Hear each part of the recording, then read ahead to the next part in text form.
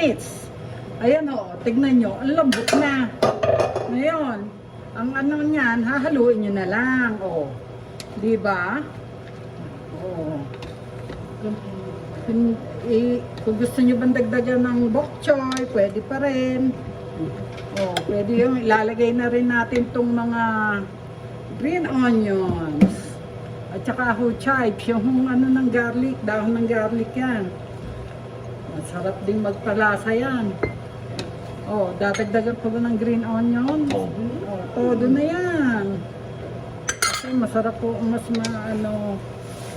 Ayan, oh, nakita nyo na ano ang aming ano.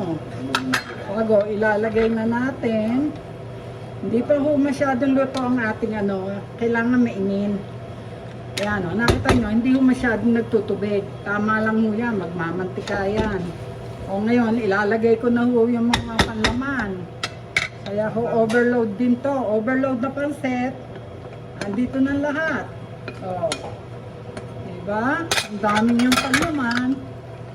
Ngayon, hahaluin natin. Ganyan lang ho yan. O, nakita nyo ho. Ayos na ho yan. Natimplahan ko na yan and everything. Hindi nga inaalata namin ng toyo. Gawa nga ng maalat na yung kanton. Kaya ho, ganyan ho ang aking pansit. Oh. Ayan ho.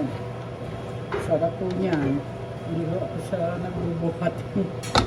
Pagka ho, ano, masarap po ang kanton. Mas gusto namin dito kanton kaysa sa bihon. Kasi minsan mo kasi nalalabog ang bihon. Kaya kami tumigil ng pagkain ng bihon. Kaya ako kanton ngayon ng aming ano. Oh, ayan. Ayan. Oh, paano ho? Ayan, oh, pwede na ho yan. Ang ginagawa ho namin kasi akala nyo hindi pa masyadong ininyang ano, kanton. Ang ginagawa ko, tinatakpan ko muna ng ilang minuto bago kainin para ho mag-sink in ang mga lasa sa kanton ninyo. So, paano? Magpapaalam na ho ako. Hanggang sa muli, happy cooking! Don't forget, like and subscribe. At kung magka-comment ho kayo kung ano gusto ninyo iluto namin, sabihin nyo lang. Salamat po sa panonood. Thank you! Till we cook again!